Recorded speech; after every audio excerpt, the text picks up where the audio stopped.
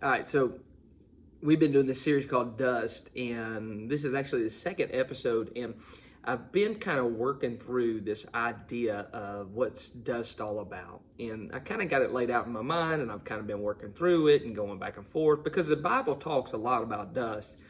If you watched the last time, I actually talked about the fact that when I woke up on my birthday, I was thinking about dust in the wind. All we are is dust in the wind, that old song. And it just kind of got my mind thinking of kind of who we are. What do we do? What makes us so special to God? And when you really kind of bear down on it, we're not that special. We're just people created from dust, or as I said, clay that God breathes the breath of life into, and that's what makes us special, is the relationship that we have with Him. But this particular message is something that I want you to get to kind of let rattle around in your mind. The Bible talks in Matthew chapter 10, and it's an interesting reference to dust. In fact, Jesus is talking to his disciples, and he's given them instructions on how to go do ministry, what they need to do, like where to go and where not to go, what to take, what not to take, how to spend time in different places. He actually tells them who to look for in a town where they go.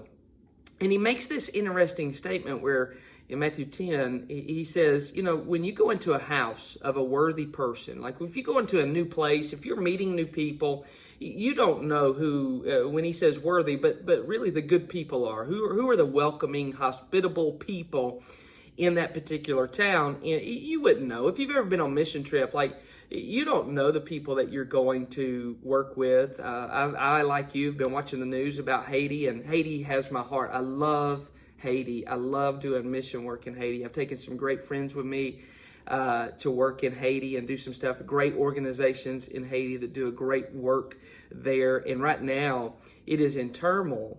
And the funny part is it's not from outside forces. It's actually from people inside and the gangs that have taken over. And you know what? It dawned on me that those people have always been there. They've always been there in the subcurrent of what's going on. In fact, one of the leaders used to work for the police, and now he's the main guy leading all this stuff in Haiti. If you haven't read about it, heard about it, whatever, you do yourself a favor and just check it out. The point that I'm making is as I was there so many times before, going in and out of people's homes, going in and out of different places to eat, I was oblivious to the darkness that was there, oblivious to the people that might do me harm. And now you see those people come up and they begin to take over and literally harm individuals. It's really bad. But the truth is there's bad people everywhere. And there's people that, while you may come into contact, would never lead a revolt or a revolution against you or your family or whatever, or a country. They're not those types of mean or evil people. It's just the people that won't listen. It's the people that reject what you're trying to share with them. It's the people that won't accept truth or not about peace. They just like to stir it up all the time. They just like to. I was talking to my wife, and we were talking about that. I would rather somebody be jealous of me than envious of me, because if someone is jealous, then they want what you have, and that's bad enough. That really does damage to the individual that's jealous. It's called the green-eyed monster, right? Because they want what you got, and so then they don't like you because you've got something that they don't have, and then they drive themselves crazy because they always want what you have. And we see our kids go through that, right? You see your kids go through that. Maybe you work with somebody that's like that, and they're just jealous. And no matter what you do, you can't. Now, they may play nice, but they never really let you in or never really like you, because they're always trying to get you. They're always stabbing you in the back because they just want what you have. But an envious person is really dangerous, because envy causes people to not only want what you have, they don't want you to have it. And they'll do anything to keep you from having what you have, because they can't have it, so they don't want you to have it.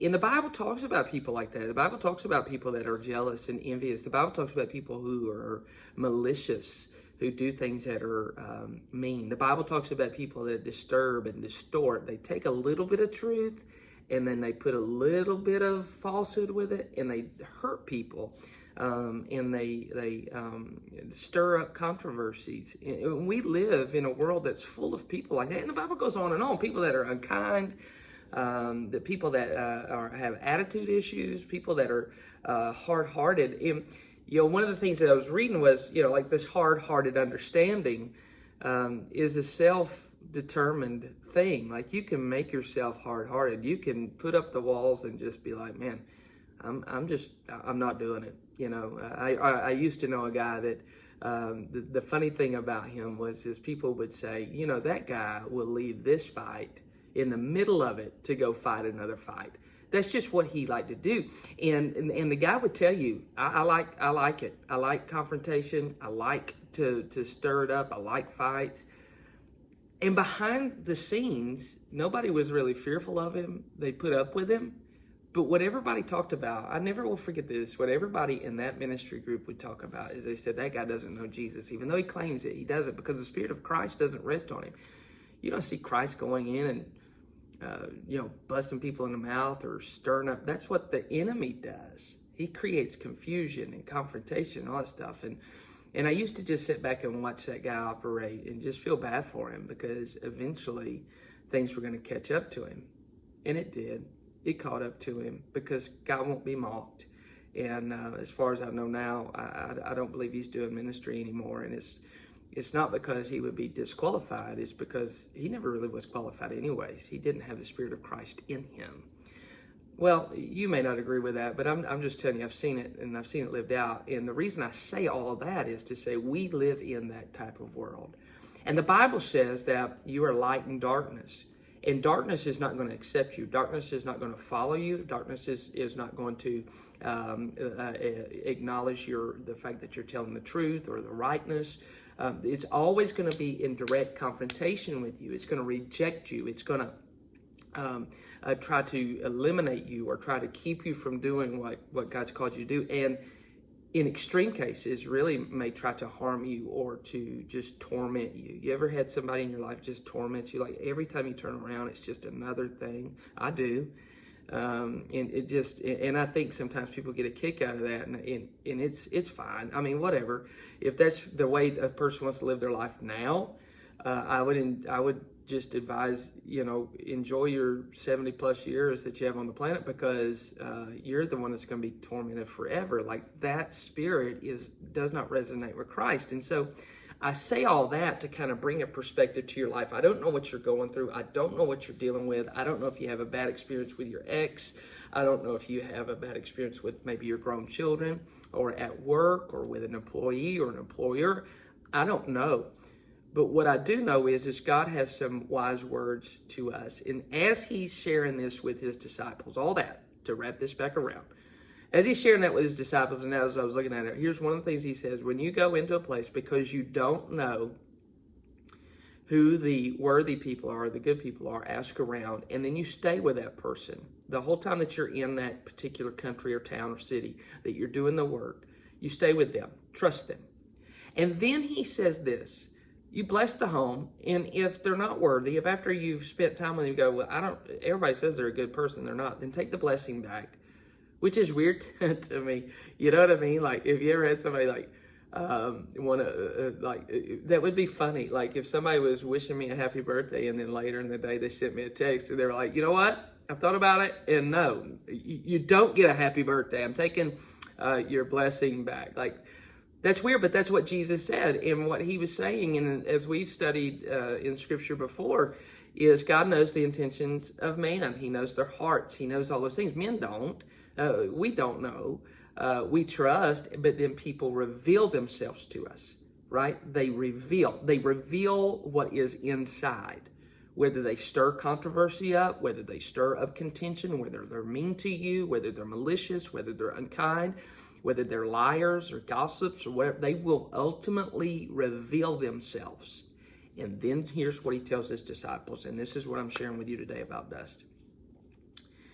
Let me read it. Here's what he says. He says, whoever does not receive you nor heed your words as you go out of that house or that city, shake the dust off your feet. I don't know, maybe all my Swifties would know this. I think that's a Swiftie song, Shake, Shake, whatever.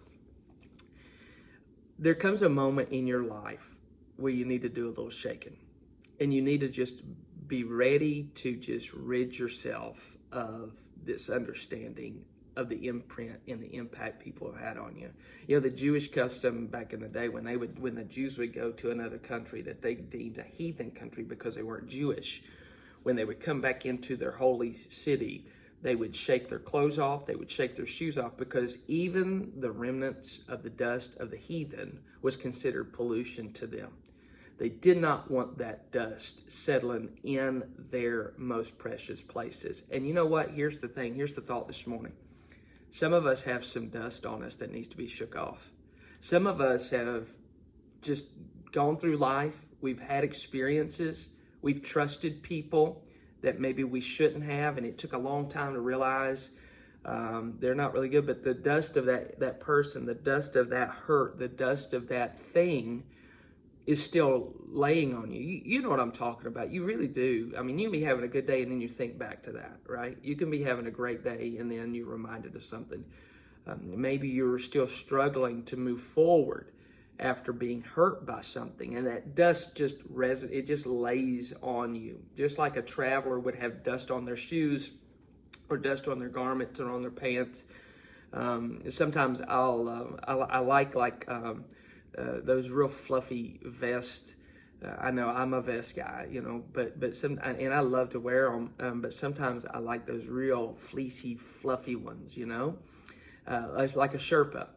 And I really like the white ones, but I can't wear them much because I get them dirty. But here's the problem: is when I wear like a white Sherpa type of material, whatever I have on underneath it, when I take it off, it's all over it. And that's a real deterrent for me from wearing it, because I don't want that stuff all over me all day. And what I have to do is I have to get the lint roller out, and then I have to go over all my clothes, and it's just a pain, right? But some of us today, here's the deal: you need to shake it off. You've done your best. You've contended with them. You've shared the truth with them. You've shared God's words with them. You've given the best of you to them. You've tried to be a friend to them. You've tried to love them. You've tried to stick by them. I mean, some within the sound of my voice, you have contended with these people that you love or have been hurt by. And you can't do it anymore. And Jesus says this. He tells his disciples, he says, when you leave that house, when you leave that relationship, when you leave that town, when you leave whatever, what Jesus says, he says, shake the dust off your feet. Don't even carry a remembrance of that place. Don't even carry the idea of that place. I'll leave you with this, because I don't know what you need to shake off, and I'm not preaching. You know, this is just something that's on my mind, because I need to do a little shaking myself.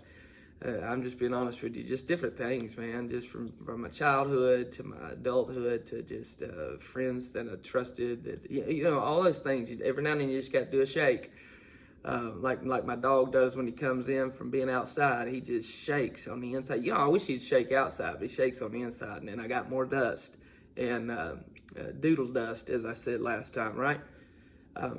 But I love to duck hunt. I love it. I just recently got into it in the past several years. But if you go in my garage right now, my waders are hanging up, and my little camp boots that I wear that I love that are sitting over there in the corner, and some of my bags and all that stuff. I've got it in my garage kind of organized. If I can organize, I've got 5 kids, and we are very disorganized, you know what I mean? But when you walk into my garage, hanging on my shelf is my waders, and right beside them are my boots. And you may not know this, but I know this. When I see those waders and I see those boots, I'm excited, because on one hand, it shows memories because there's still mud on them. There's still stains on them from where I'm walking through, you know, the cornfields and the flooded soy fields and all those kind of things. And then there's my camp boots that have dirt on them, and they're just nasty. Last time I wore them in the house when I got home, it was all dried, but I left like dust and dirt, and my wife said, you better get them shoes outside. And so now they stay in the garage.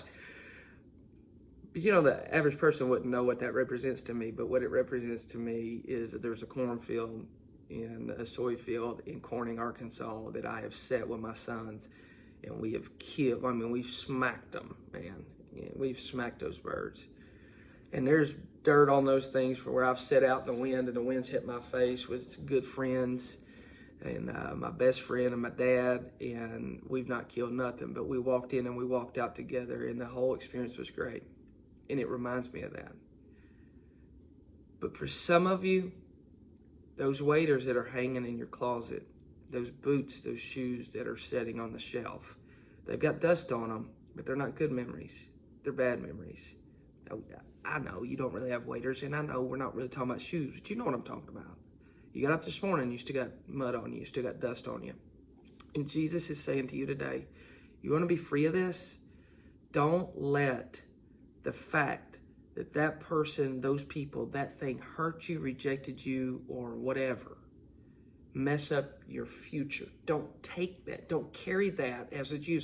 Don't carry that back into your holy places. Don't carry that back into your future. Shake the dust off of you. So what do you need to shake off today? Just think about it. What do you need to, is it that toxic friendship?